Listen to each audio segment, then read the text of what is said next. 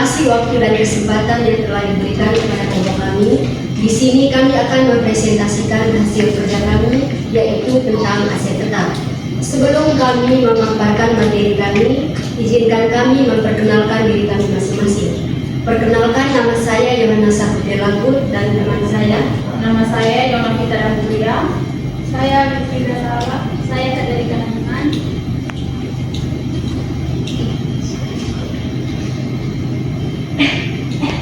Pengertian aset tetap. Aset tetap adalah sumber daya yang dimiliki perusahaan dalam jangka panjang, digunakan dalam kegiatan operasional dan tidak dimaksudkan untuk dijual kembali dalam jangka waktu dekat. Ada 3 topik aset tetap. Yang pertama, PSAK 16. Properti, pabrik, dan peralatan yang dimiliki untuk digunakan dalam produksi atau menyediakan barang atau jasa atau untuk tujuan administratif. Yang kedua, IFRS.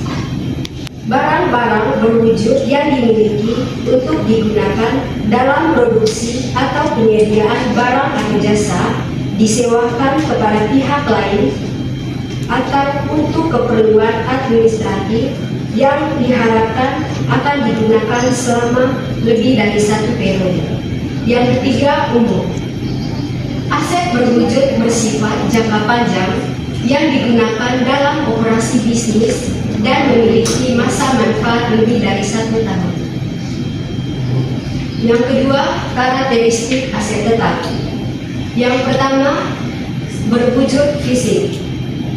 Aset tetap memiliki bentuk nyata yang dapat dilihat dan disentuh seperti tanah, gedung, mesin, atau kendaraan. Yang kedua, manfaat lebih dari 1 tahun.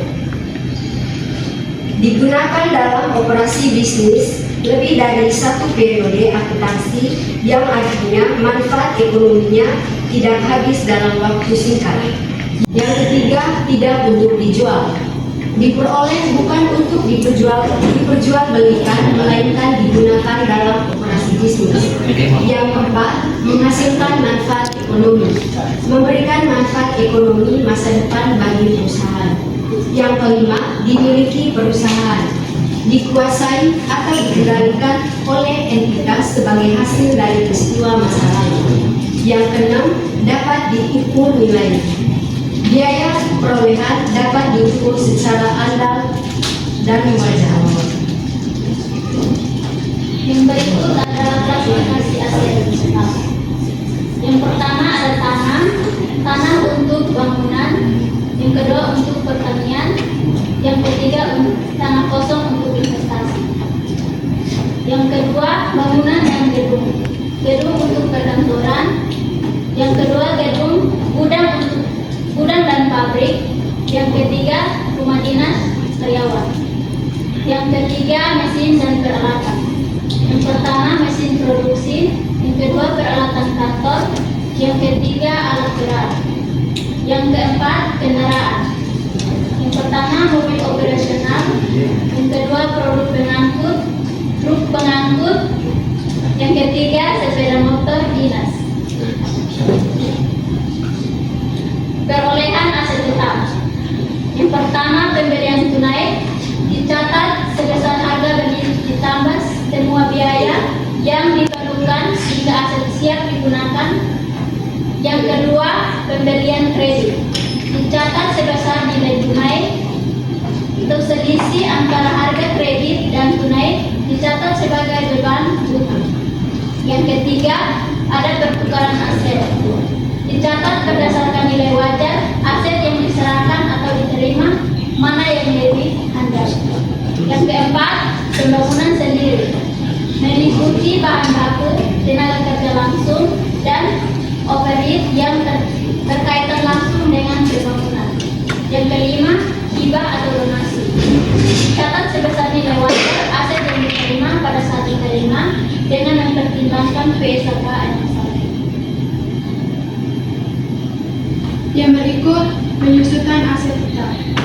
Penyusutan aset tetap adalah alokasi sistematis sistematis jumlah yang dapat disusutkan dari suatu aset selama masa manfaat.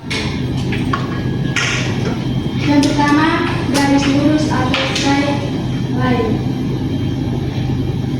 Beban penyusutan, harga perolehan, kurang nilai residu atau masa manfaat. Yang kedua, saldo menurun atau declining balance. Beban penyusutan, nilai buku awal, kali tarif penyusutan. Yang ketiga, unit produksi atau unit of production. Atau beban penyusutan, produksi aktual atau total estimasi, kali HP kurang LR. Faktor penentu penyusutan. Yang pertama, harga perolehan. Yang kedua, estimasi nilai residu. Yang ketiga, estimasi masa manfaat. Yang keempat, metode penyusutan. Dan berikut pengelolaan aset tetap. Yang pertama, pencatatan dan pendaftaran. Setiap aset didaftarkan dengan nomor identifikasi, unik, tanggal perolehan, lokasi, dan nilai perolehan. Yang kedua, penilaian dan penilaian kembali. Aset dinilai secara periodik untuk memastikan nilai buku mencerminkan kondisi aktual aset. Yang ketiga, pemeliharaan dan perbaikan.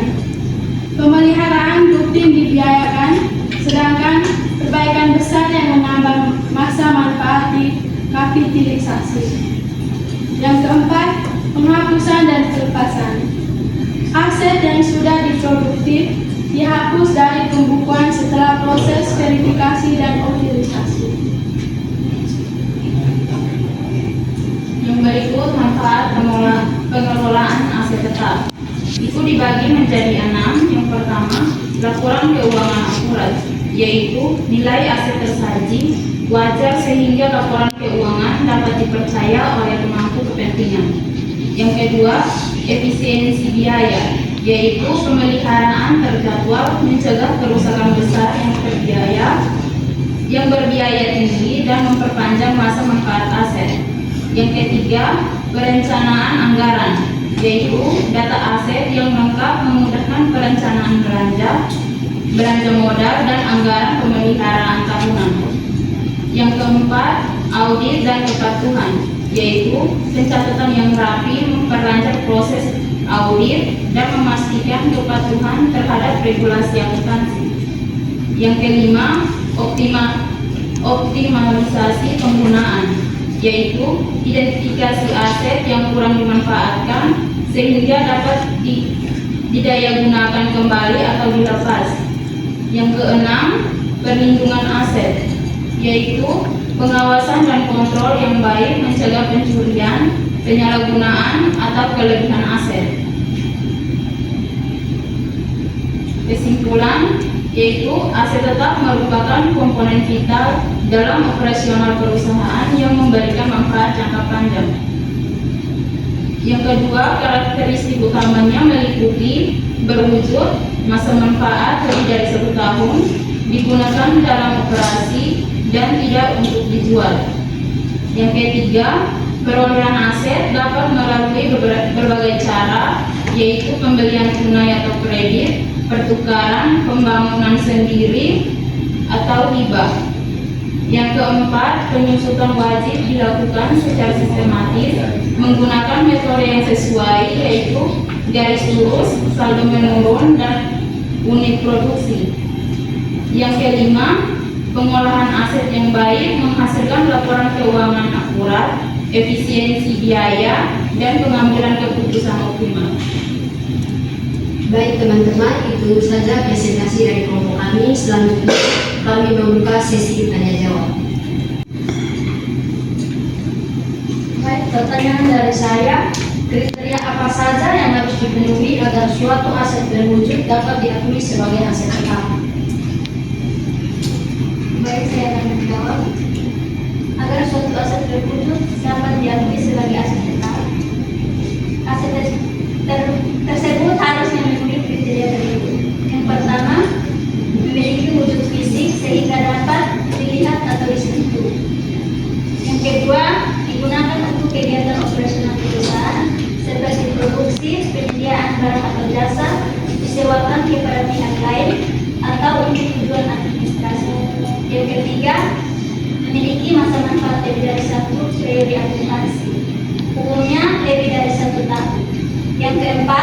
memberikan manfaat ekonomi di masa depan yang kemungkinan besar akan diperoleh perusahaan. Yang kelima, biaya operasi perolehannya dapat diukur secara handal sehingga nilainya dapat dicatat dalam laporan keuangan. Saya akan memberikan pertanyaan yang kedua. Pertanyaan yang kedua, apa saja komponen biaya yang masuk dalam nilai perolehan aset? Baik, terima kasih atas pertanyaannya. Saya akan menjawab pertanyaan dari Kasih, yaitu tentang komponen biaya dalam nilai perolehan aset. Komponen biaya dalam nilai perolehan aset dibagi menjadi 5, yaitu yang pertama harga beli, yaitu harga beli setelah diskon. Contohnya mesin produksi 500 juta, setelah didiskon harganya menjadi 25 juta. Yang kedua biaya pengiriman, yaitu ongkos kirim, asuransi, dan logistik. Contohnya kargo 15 juta ditambah asuransi 5 juta. Yang ketiga biaya instalasi, yaitu perakitan, pemasangan, dan uji coba. Contohnya jasa teknisi 25 juta. Yang keempat pajak dan bea masuk, PPN, PPH, bea impor atau tidak direstitusi. Contohnya bea masuk mesin impor 10 juta. Dan yang terakhir biaya profesional, yaitu legal, arsitek, notaris, dan konsultan. Contohnya biaya notaris 3 juta untuk pembelian tanah. Baik, itu jawaban dari saya. Untuk pertanyaan yang ketiga, kami mempersilakan kelompok bertanya. Saya Christian Lai dari kelompok 2 ingin bertanya, dari 3 metode penyusutan yang tadi disebutkan, menurut kelompok kalian metode penyusutan mana yang paling sesuai dan efektif untuk perusahaan manufaktur dan jasa? Jelaskan alasannya. Baik, saya akan menjawab pertanyaan dari kelompok 2. Pemilihan metode penyusutan atau depresiasi yang tepat sangat bergantung pada karakteristik operasional dari masing-masing jenis perusahaan. Menurut analisis kelompok kami, tidak ada satu metode tunggal yang cocok untuk keduanya. Berikut adalah rekomendasi metode penyusutan yang paling sesuai dan efektif untuk perusahaan manufaktur dan perusahaan jasa beserta alasannya. Perusahaan manufaktur, metode satuan produksi.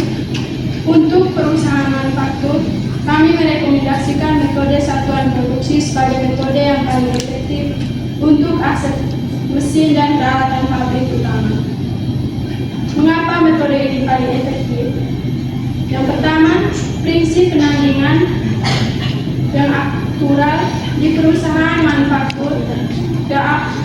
Keharusan mesin berbanding lurus dengan jumlah barang yang diproduksi, bukan berjalan waktu. Jika pabrik sedang memproduksi dalam jumlah besar, penyusutan akan tinggi. Jika produksi sedang turun, beban penyusutan juga mengecil. Ini mencerminkan gaya real dari produk yang dihasilkan. Yang kedua, efisiensi harga pokok penjualan. Beban penyusutan masuk ke dalam komponen biaya pabrik. Menggunakan metode ini membuat perhitungan HPT per unit produk menjadi lebih stabil dan adil. Yang ketiga, catatan alternatif. Untuk aset manufaktur non-produksi seperti bangunan pabrik atau kendaraan operasional, metode garis lurus tetap menjadi pilihan terbaik karena pemanfaatannya stabil berdasarkan waktu.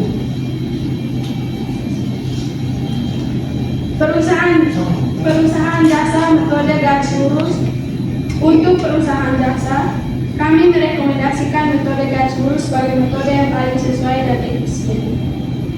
Mengapa metode ini paling efisien? Pemanfaatan aset berbasis waktu perusahaan jasa seperti konsultan, perhotelan, dan transportasi. Umumnya mengandalkan aset seperti gudang, seperti gedung kantor, komputer, perlengkapan interior, dan perangkat lunak. Kontribusi aset-aset ini terhadap pendapatan perusahaan cenderung stabil dan konsisten dari bulan ke bulan sepanjang umur ekonominya. Kesederhanaan praktis metode ini sangat mudah dihitung dan diaplikasikan. Karena perusahaan jasa tidak memiliki kesediaan barang fisik atau kalkulasi HPP yang rumit seperti manufaktur. Metode yang konsisten seperti garis lurus membantu menyederhanakan laporan keuangan. Yang terakhir, prediksibilitas arus kas. Beban penyusutan yang sama setiap tahunnya memudahkan manajemen dalam penyusunan anggaran operasional jangka panjang. Sekian dan terima kasih. Apakah penanya sudah menerima jawaban dari kelompok kami? Baik teman-teman, itu saja presentasi dari kelompok kami. Sekian dan terima kasih.